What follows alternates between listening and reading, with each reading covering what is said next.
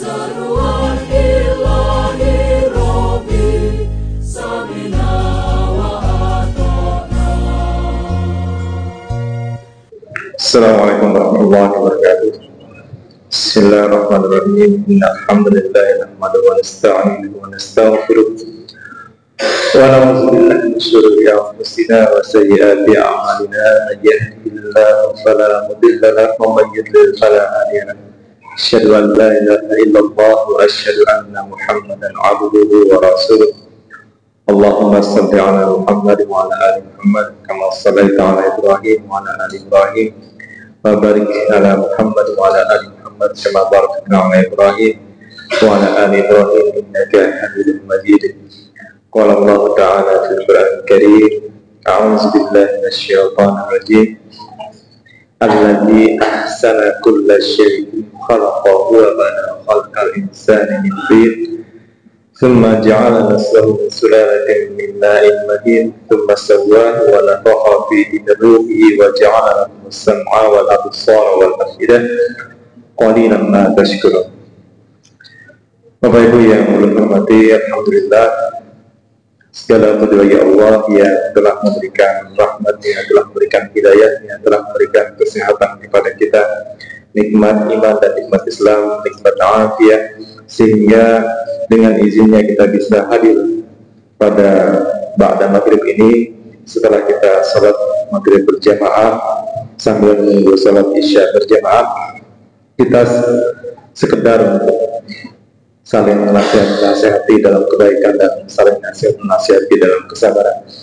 Salawat dan salam kita sampaikan kepada Nabi Muhammad SAW beserta keluarganya, sahabatnya, dan pengikutnya hingga akhir zaman.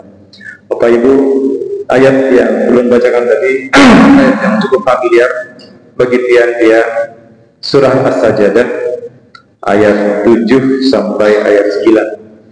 Alladzi ahsana kulla syai', dialah Allah yang telah memperindah segala ciptaannya. Kemudian setelah menyampaikan hal tersebut, Allah kemudian menyampaikan wa bada'a khalqal insani min tin. Kemudian Allah memulai penciptaan manusia yang pada awalnya adalah dari tin, yaitu dari tanah.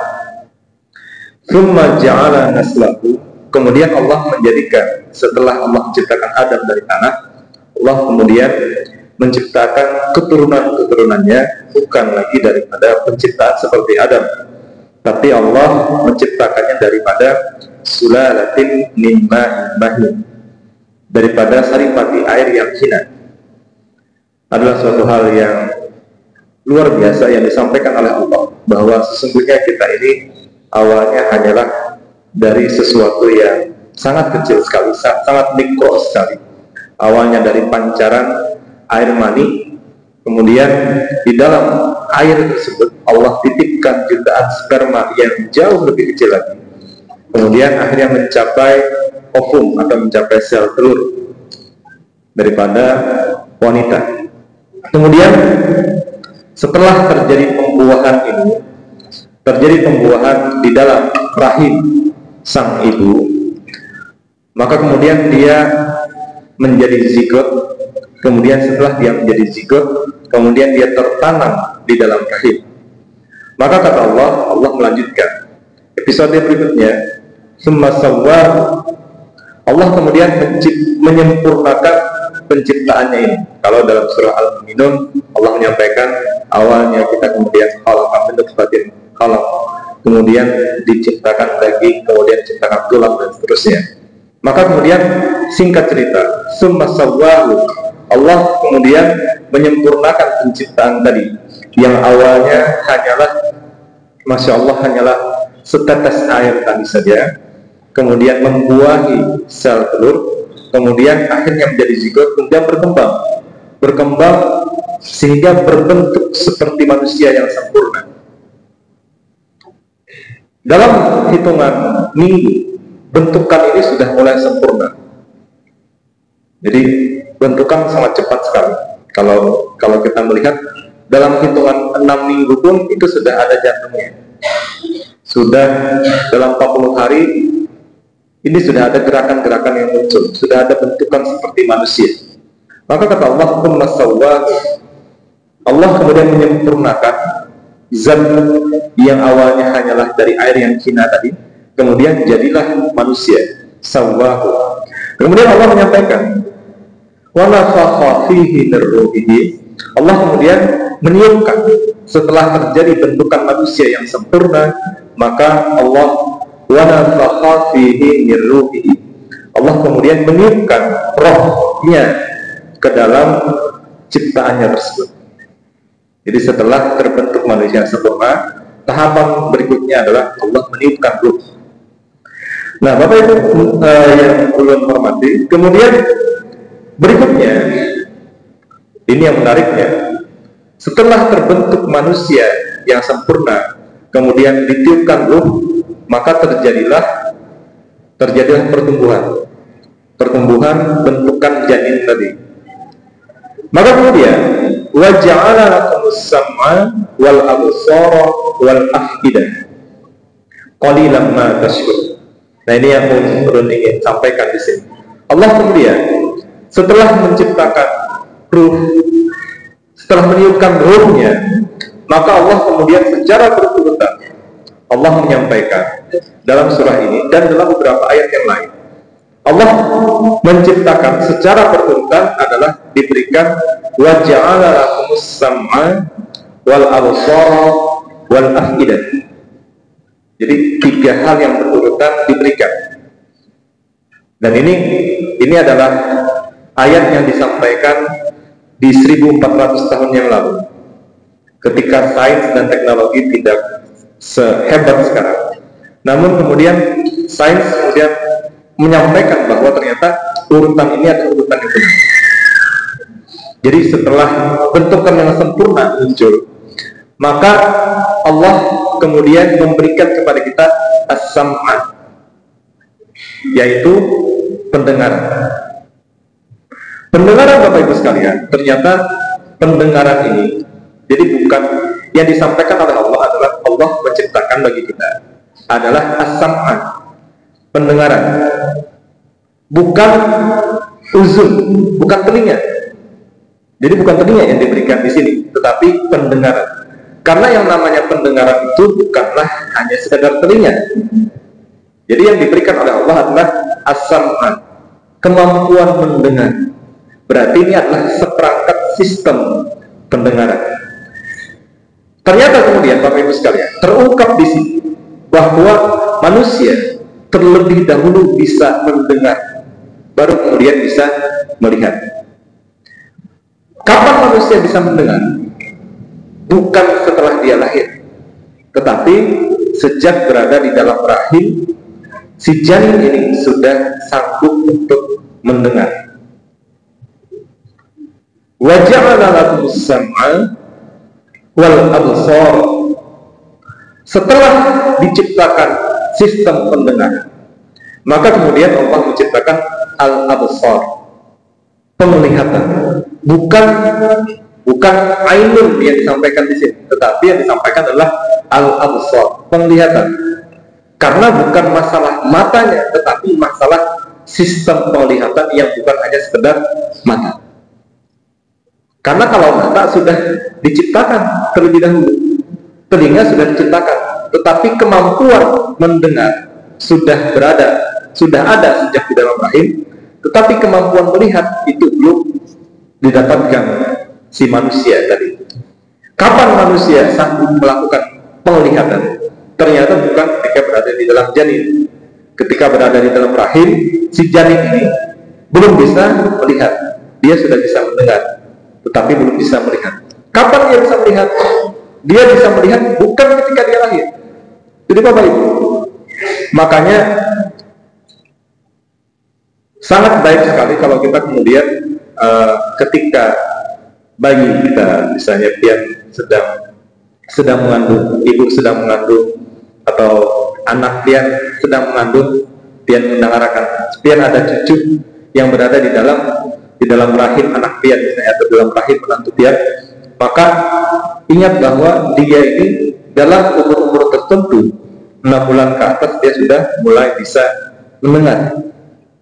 Ini sudah terbukti. Makanya kemudian sejak dahulu banyak saran-saran bahwa si janin ini lebih banyak disampaikan stimulus-stimulus positif, rangsangan-rangsangan positif. Rangsangannya berupa apa? Rangsangannya adalah suara. Kalau di barat, maka yang kemudian sering disampaikan adalah perdengarkanlah musik klasik, misalnya kayak Mozart, Beethoven. Maka kemudian banyak saran-saran perdengarkanlah musik klasik kepada janin di dalam rahim. Bapak Ibu sekalian, ternyata ini adalah tidak terbukti. Tidak terbuktinya adalah bukan musik klasiknya ternyata.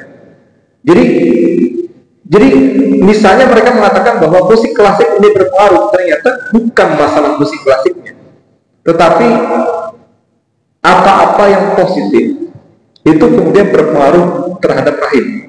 Intinya adalah terhadap janin dalam rahim. Intinya adalah janin ini bisa mendengar. Jadi bukan berarti janin ini kemudian akan lebih senang kalau dia mendengar musik klasik, ataukah dia kemudian akan lebih bagus kalau dia mendengar musik klasik. Tetapi seluruh stimulus-stimulus positif itu sudah bisa didengarkan oleh janin. Maka rekaman-rekaman informasi-informasi awal alangkah baiknya itu sudah sejak awal ditanamkan ketika masih di dalam rahim, ketika dia masih berada sebagai janin. Maka seorang muslim mestinya memilih kata-kata yang positif. Mungkin dia memilih zikir, kemudian dia memilih baca Al-Quran. Termasuk ketika seorang ibu sedang hamil, bapaknya sedang mendampingi ibunya yang sedang hamil, maka kata-kata yang disampaikan, percakapan-percakapan yang dilakukan adalah mestinya percakapan-percakapan yang baik, percakapan-percakapan yang positif. Kenapa? Karena si janin sudah bisa mendengar, si janin sudah bisa melakukan aktivitas merekam informasi. Jadi sejak awal sudah ada informasi yang direkam dia, dan cara merekamnya lewat pendengaran tadi. Nah, kemudian ketika dia lahir, ketika kemudian akhirnya Allah memberikan kesempatan kepada kita untuk keluar dari dalam rahim, kemudian keluar ketemu dunia luar, apakah si janin sudah bisa melihat? Jawabannya tidak. Sehingga pian sia-sia saja ketika misalnya lahir langsung pian tampilkan kamera, atau pian melihatkan muka pian melihatkan muka pian. Nah, ini abang, ini mamanan, atau ini kai. Tidak akan ada gunanya. Jadi dalam jam-jam pertama pian tampilkan atau pian lihatkan muka ini supaya karena bagus membaca, pian tampilkan buku misalnya, atau pian lihatkan Al-Quran langsung kehadapannya, sia-sia Bapak Ibu sekalian. Kenapa? Karena dia belum bisa melihat. Maka hari-hari pertama dia tidak sanggup untuk melihat.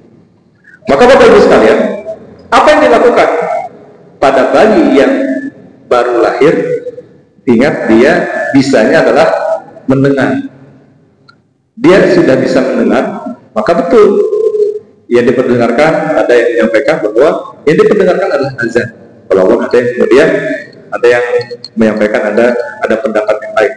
Tapi yang mayoritas kita banyak memberikan azan adalah kalimat-kalimat thayyibah yang kemudian disampaikan kepada si bayi yang baru lahir. Diazankan sebagian besar masyarakat kita. Jadi intinya adalah kalimat thayyibah yang kemudian disampaikan kepada bayi yang baru lahir. Kenapa? Karena dia sudah bisa mendengar. Maka biarkan sejak awal dia terpapar dengan kalimat-kalimat thayyibah. Maka di hari-hari pertamanya pun yang kita berikan adalah stimulus-stimulus suara-suara yang terbaik. Maka sejak awal si janin itu sudah belajar. Apa yang dia pelajari? Dia belajar untuk melakukan gerakan-gerakan. Dia belajar untuk mengenal informasi-informasi yang ada di dalam sekitarnya. Baru kemudian, Bapak Ibu sekalian, beberapa hari kemudian, beberapa minggu kemudian, akhirnya dia sedikit demi sedikit diberi kemampuan al-absar, kemampuan untuk melihat. Kemampuan untuk melihat inilah yang kemudian secara pelan-pelan awalnya seperti orang yang mungkin kalau pian-pian yang sudah tua itu agak aling melihat dari jauh, jadi agak rabun-rabun. Nah, kayak itu juga hari. Jadi si bayi yang baru lahir ini itu kadang-kadang bisa melihat, makanya melihat jarak jauh dia kan bisa. Dia bisanya melihat jarak dekat. Jadi dia mengalihi, menampaikan sesuatu dalam jarak jauh, dia bisanya melihat dalam jarak dekat. Lama-kelamaan jarak pandangnya akan semakin luas, semakin jauh, hingga kemudian sempurna setelah beberapa minggu. Jadi itu perlu proses. Nah, Bapak Ibu sekalian, maka kemudian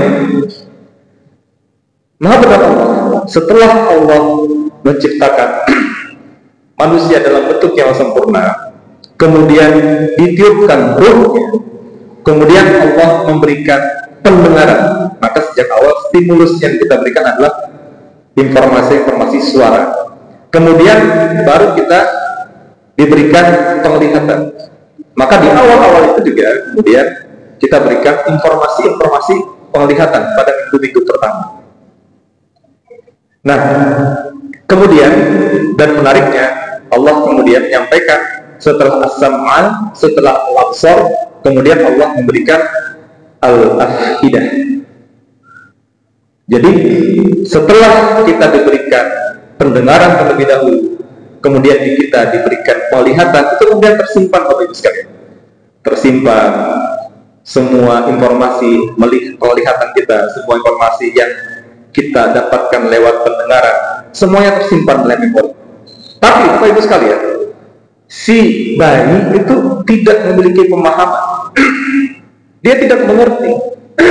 Dia hanyalah sebagai kaset kosong. Dia seperti sebuah disket kalau bahari, sebuah tempat penyimpanan memori yang betul-betul kosong, diisi terus dalam minggu-minggu pertamanya, hingga kemudian akhirnya dalam tahun-tahun berikutnya, maka kemudian dia akhirnya mendapatkan al-afidah. Jadi setelah al-absar, al-afidah, Allah kasih pendengaran, Allah kasih penglihatan, kemudian Allah mengasih al-afidah, kata dari fuad. Kemudian kita akhirnya memiliki pemahaman, kita memiliki perasaan, bukan otak Bapak Ibu sekalian.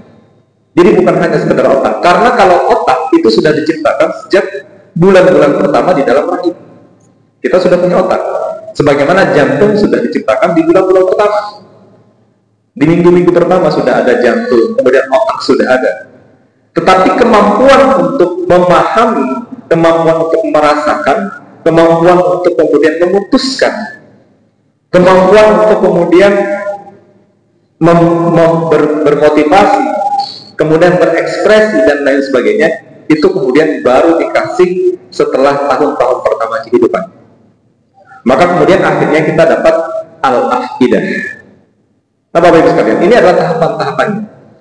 Maka kemudian akhirnya setelah kita diberikan banyak stimulus pendengaran, maka berikanlah kepada bayi-bayi tadi informasi-informasi pendengaran terbaik. Perlihatkan dia di minggu-minggu berikutnya informasi penglihatan terbaik. Jangan kemudian kita tontonkan nih film Mickey Mouse misalnya kan sejak awal. Maka tampaikan kepada dia informasi penglihatan yang terbaik.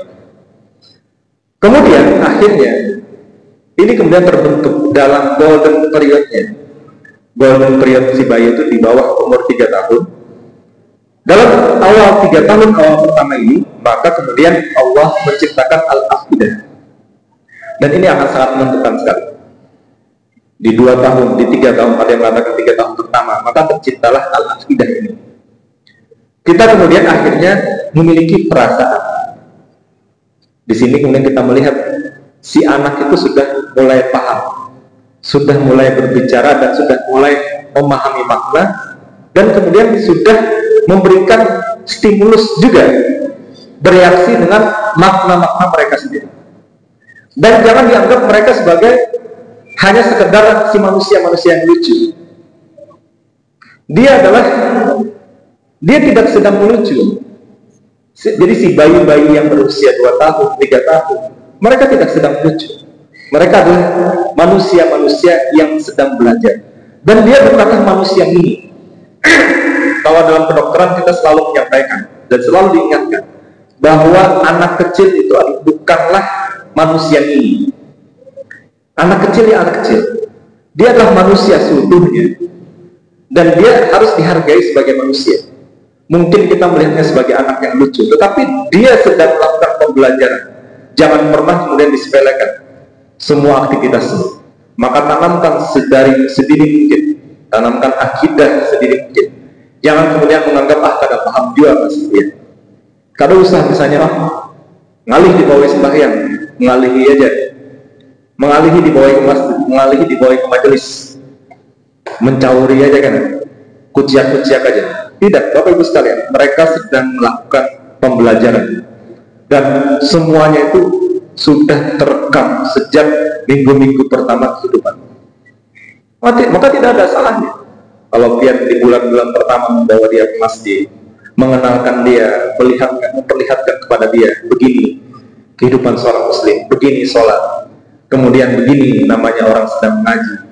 Bawa aja dia mengkaji Islam, walaupun bahkan mungkin paham dia ini kajian orang tua. Jangan pernah disepelekan. Anak-anak dianggap bahwa dia kada paham juga. Dia sedang merekam, mungkin dia sedang kelihatan ketawa-ketawa aja, mungkin begayaan waktu sholat.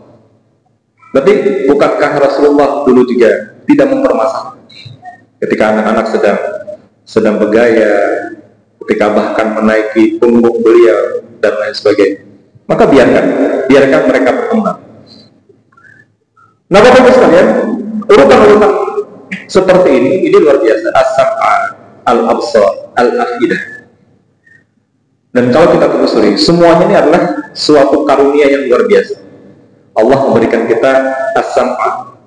Bapak Ibu sekalian, informasi di dalam dunia ini berupa suara-suara.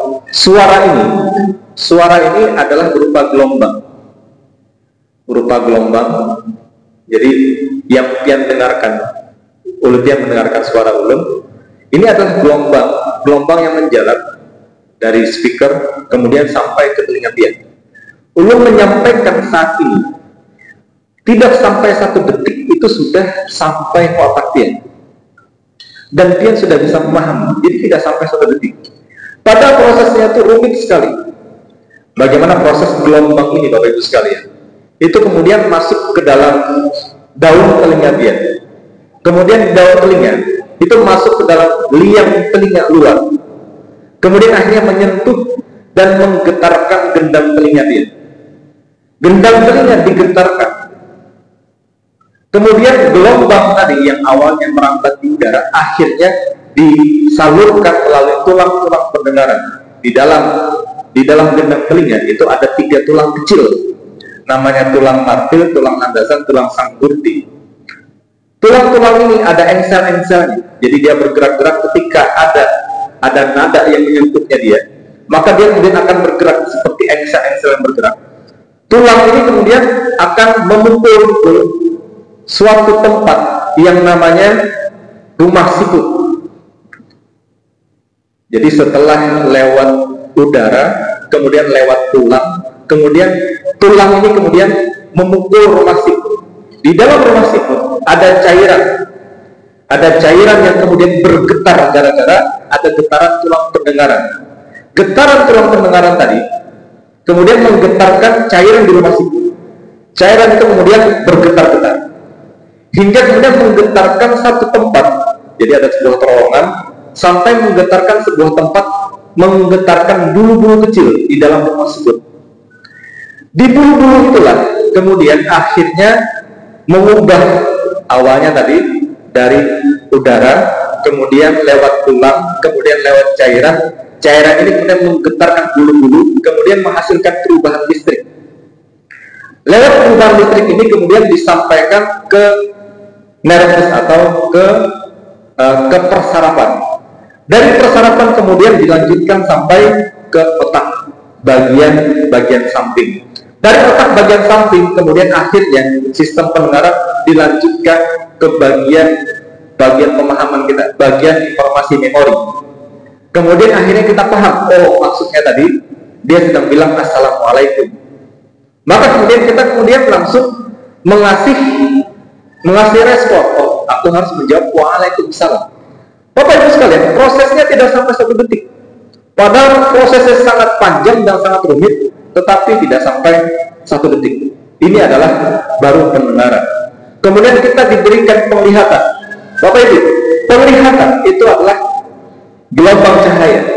Gelombang cahaya kemudian kita tangkap melalui mata kita. Di mata, ini bukan sesuatu yang sederhana. Ditangkap oleh bagian depan bola mata. Kemudian ditangkap oleh bagian pupil, masuk kemudian sampai ke bagian dalam bola mata, kemudian sampai ke retina. Nah di retina kemudian informasi yang lewat cairan tadi, cahaya tadi kemudian diubah menjadi aliran listrik. Ada namanya sel batang, ada sel kerucut. Sel kerucut memahami warna merah, biru, kuning, hijau, ungu. Sementara sel batang memahami gelap dan terang. Sehingga Bapak Ibu sekalian, karena ada paduan sel batang dan sel kerucut, kemudian kita memahami kehidupan ini sebagai sesuatu yang berwarna-warni. Kemudian disampaikan kepada nervus atau serabut saraf tadi. Serabut saraf kemudian lanjut sampai ke bagian otak bagian belakang. Kemudian dipahami, oh ini adalah penglihatan. Oh ini adalah sebuah gambar. Oh ini gambar haji ini. Oh ini gambar ibu haji ini. Kemudian akhirnya kita mengenali, kita kaitkan dengan memori. Prosesnya sekali lagi tidak sampai 1 detik. Ini adalah penglihatan. Dan lebih susah lagi setelah as-sam'a, setelah al-absar, kemudian al-afidah. Kita kemudian bisa merespon, kita kemudian bisa memahami, kemudian kita bisa memberikan respon terhadap semuanya. Kita bisa berpandiran. Bapak Ibu, berpandiran itu adalah sesuatu yang sangat rumit sekali. Pian berpandir itu melibatkan banyak sekali otot-otot di sini, dan itu kemudian melibatkan banyak sekali gerakan-gerakan dari perserapan yang ada. Maka Bapak Ibu sekalian, nikmat yang manakah yang kemudian kita dustakan? Jadi Allah menyampaikan wa ja'ala lakumus sam'a wal absar wal afidah. Nah, menariknya Bapak Ibu sekalian, Allah kemudian menutup ayat ini dengan kata-kata qalilan ma tashkurun. Saya mengatakan Allah, setelah Allah menciptakan as-sam'a, Allah menciptakan al-absar, Allah menciptakan al-afidah, tapi sayangnya qalilan ma tashkurun. Sedikit sekali kamu bersyukur. Allah kemudian menyampaikan dalam ayat berikutnya, wa qalu aidza balagna fil ardi a inna lafi khalqin jadid bal hum bi liqa'i rabbihim kafirun. Bahkan mereka berkata, aidza balagna fil ardi, apakah apabila kami telah lenyap, hancur di dalam tanah? Aidza balagna fil ardi a inna lafi khalqin jadid, maka apakah kami lafi khalqin jadid, apakah kami akan berada dalam ciptaan yang baru? Mereka memperdebatkan. Mereka mengatakan, mungkin gak sih kita dalam keadaan sudah mati, kemudian remuk tulang-tulang kita, dihancurkan oleh cacing-cacing, kemudian sudah menyatu dengan tanah, tak berbentuk lagi, habis sudah semuanya. Maka kata mereka, aina lafi khalqin jadid, apakah kita kemudian akan diciptakan sebagai makhluk yang baru? Maka kata Allah, sebenarnya mereka bukan hanya ingkar terhadap penciptaan kembali tadi, tetapi sebenarnya yang mereka ingkari balhum bi liqa'i rabbihim kafirun. Bahkan sebenarnya yang mereka ingkari ini adalah pertemuan terhadap Tuhannya. Maka Bapak Ibu sekalian,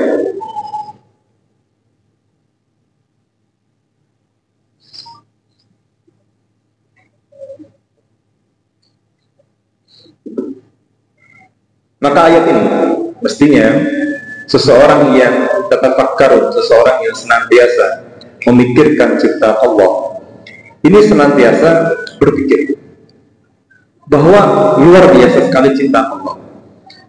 Maka tekanan yang disampaikan oleh Allah di sini adalah qalilan ma tashkurun. Maka sangat sedikit di antara kita yang kemudian bersyukur terhadap ciptaan Allah tadi. Kita seringkali lupa. Makanya kan ulun menyampaikan seringkali memahami organ tubuh kita ini tidak perlu pihak menjadi dokter terlebih dahulu, atau pihak masuk fakultas kedokteran atau fakultas keperawatan atau fakultas kesehatan yang lain. Kan usah ingin belajar masalah itu. Masalahnya Bapak Ibu sekalian, kalau yang belajar bagaimana mengobati memang perlunya di fakultas kedokteran, serahkan kepada dokter atau serahkan kepada perawat, serahkan kepada orang-orang yang bergelut di bidang kesehatan untuk mengobati. Tetapi untuk memahami tubuh kita, ini bukan kerjaan dokter. Memahami anatomi tubuh, memahami fungsi-fungsi tubuh, ini adalah setiap manusia, setiap insan, apalagi setiap Muslim disuruh untuk memahami fungsi tubuhnya. Ini disampaikan oleh Allah. Wa fi anfusikum afala tubsirun, dalam surah Az-Zariyat Allah menyampaikan. Allah menyuruh kita untuk melihat anfusikum, terhadap diri kita. Kenapa kamu tidak mempelajari? Kenapa kamu tidak melihat-lihat tentang penciptaan kamu, tentang organ-organ di dalam tubuh kamu? Kenapa kamu tidak? Kita sudah dikasih kepala, di dalam kepala ada otaknya, kemudian ada telinganya, ada matanya, ada hidungnya, kemudian di dalam dada yang ada jantung, ada paru, kemudian di sini ada bagian sistem pencernaan, ada hati, di sini ada usus, kemudian ada otot-otot yang senantiasa bergerak. Maka Allah menyampaikan, kenapa kita kemudian tidak tertarik untuk mempelajari ini? Apakah karena aku adalah jurusanku ekonomi, misalnya. Aku ini pedagang, aku ini kan gawianku adalah akuntan, atau gawianku adalah bidangku pegawai, aku guru, dan guruku adalah guru bidang olahraga, misalnya. Atau bidangku adalah bidang pengacara, bidang hukum, dan itulah bidang aku untuk mempelajari ini. Bapak Ibu sekalian, ini adalah suatu hal yang salah, karena Allah menyampaikan bahwa mestinya manusia ini untuk senantiasa melihat kepada dirinya, walaupun mungkin tidak terlalu detail, tidak perlu sampai lengkap, tidak perlu sampai betul-betul lancar, tidak perlu terlalu sampai hebat sekali dalam memahami fisiologi anatomi. Tetapi masalahnya Bapak Ibu, masalahnya barang yang namanya tubuh kita ini adalah untuk kita, bukan untuk kita, mohon maaf. Ini adalah sesuatu yang senantiasa kita berada bersama kita. Ini ampunnya Allah yang dititipkan kepada kita. Maka alangkah anehnya kalau misalnya kita kemudian tidak mencoba memahami yang namanya tubuh yang dititipkan kepada kita ini. Kenapa kita kemudian tidak mencoba memahami yang namanya jantung? Untuk mengobatinya mungkin bukan kapasitas kita, bukan kapasitas pihak misalnya, tetapi memahami ini jantung, letaknya di mana, bentuknya seperti apa. Yang pertama, karena ini sehari-hari kita jalani, ada bersama kita. Yang kedua, kalau kita memahami organ-organ tubuh kita, salah satu tujuannya kata Allah, ini adalah semakin mendekatkan diri kita kepada Allah. Semakin kita bersyukur. Bagaimana mungkin Bapak Ibu sekalian kita bisa bersyukur terhadap as-sam'a, al-absar, dan al-afidah ini? Kalau kemudian kita kan tahu betapa luar biasanya, betapa rumitnya, betapa canggihnya yang namanya pendengaran tadi. Mungkin kita seringkali kagum terhadap mobil yang canggih sekali, kagum terhadap rumah yang sangat indah sekali. Tapi kita kadang kagum, kadang merasa canggih terhadap sistem pendengaran kita yang sangat rumit, Bapak sekalian. Bahkan mungkin kita tahu tentang 3 tulang yang paling halus tadi. Banyak yang tidak tahu ternyata ada tulang di telinga kita. Dan tulangnya ini adalah tulang yang paling halus. Ada tulang yang paling halus, yaitu tulang martil, tulang landasan, tulang sangkurti. Karena perlu pian menjadi seorang dokter THT untuk mengetahuinya. Ketika pian mengetahui ini, pian tinggal buka di YouTube, pian tinggal buka di Google misalnya, maka pian akan mengetahui, oh ternyata ada 3 tulang. Dan 3 tulang ini ada sendi-sendinya, ada engsel-engselnya. Dan ini, ketika pian sedang mendengarkan ini, 3 tulang ini senantiasa bergetar terus. Bergetar terus, bergerak terus ketika pian mendengarkan, dan mereka tidak berhenti bergerak tulang tadi, kecuali tidak ada suara. Selama ada suara, 3 tulang ini, 3 di kanan, 3 di kiri, senantiasa bergerak, mencatup-catup. Dia dicatuk gendang telinga, dia kemudian mencatup rumah sikut tadi, kemudian tadi akhirnya rumah sikut tadi, pian akan kagum dengan ciptaan Allah tadi. Ketika pian melihat bahwa rumah sikut tadi isinya cairan, kemudian ada 3 cincin, 3 cincin di atasnya. 3 cincin inilah yang kemudian mengatur keseimbangan pian, sehingga pian itu kada goyang-goyang. Pian kemudian bisa bertahan seimbang berdiri. Pian bisa bertahan seimbang di dalam posisi miring sekalipun, karena ada 3 cincin yang berada di atas rumah sikut tadi. Maka pian akan semakin takjub dengan ciptaan Allah, semakin bersyukur dengan ciptaan Allah. Kemudian bagaimana bulu-bulu saja Bapak Ibu sekalian. Di dalam sistem as-sam'a tadi ada deretan bulu-bulu. Dari bulu-bulu tadi kemudian menghasilkan perbedaan nada-nada, kemudian bisa kita paham. Yang mana nada tinggi, nada rendah, kemudian yang mana suara tinggi, suara yang nyaring, suara yang pelan. Kemudian bisa kita pahami dari getaran-getaran cairan yang menggetarkan bulu-bulu tadi. Masya Allah, ketika pian melihat gambar itu, makanya menyampaikan orang-orang yang belajar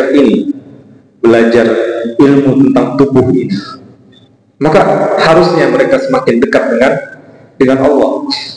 Jadi belum menyampaikan ke mahasiswa kedokteran, rugi sekali kalau kita sudah belajar ini kemudian kalian menjadi orang yang ingkar kepada Allah, karena kalian disuruh untuk senantiasa berpikir dan melihat betapa indahnya ciptaan Allah. Tapi Bapak Ibu sekalian, sekali lagi tidak perlu yang harus sekolah di kedokteran atau sekolah di keperawatan untuk bisa mempelajari ini. Sangat mudah sekali. Pelajarilah, baca. Dan tujuan kita mempelajari ini bukan untuk sekedar lewat membaca atau sekedar tambah wawasan saja. Kata Allah, ketika kita mempelajari ini, maka tujuannya adalah la'allakum tatafakkarun. Kemudian dengan kita berpikir, maka kita akan la'allakum tashkurun. Ketika kita melihat bagaimana proses pendengaran tadi, kemudian ketika kita melihat bagaimana proses penglihatan, dan lebih rumit lagi Bapak Ibu sekalian, ketika kita melihat bagaimana proses memori, kemudian bagaimana terbentuknya perasaan, bagaimana proses terbentuknya dan kita bisa memahami sesuatu, maka sekali lagi, maka rugi sekali kalau sampai kita menjadi orang yang tidak bersyukur. Maka jangan sampai kemudian karena Allah kita malah menjadi orang-orang yang kufur ketika kita sudah dikasih tahu bahwa seperti inilah kehidupan yang diberikan oleh Allah. Qalilan ma tashkurun. Sampai demikian, mudah-mudahan ada manfaatnya. Hadanallahu wa ajma'in. Mohon maaf kalau ada salah dan khilaf dalam penyampaian. Mudah-mudahan Allah memberikan tambahan ilmu yang bermanfaat, kemudian ilmu ini bisa menjadi ma'rifat, semakin mendekatkan kita kepada Allah, semakin kita mengenal Allah, kemudian semakin kita dekat kepada Allah, dan semakin kita menjadi rajin beribadah kepada Allah. Mohon maaf sekali lagi, kita tutup dengan doa kepada majlis. Astagfirullahaladzim, astagfirullahaladzim, subhanakallahumma rabbana bihamdika asyhadu an la ilaha illa anta astaghfiruka wa atubu ilaik. Wassalamualaikum warahmatullahi wabarakatuh.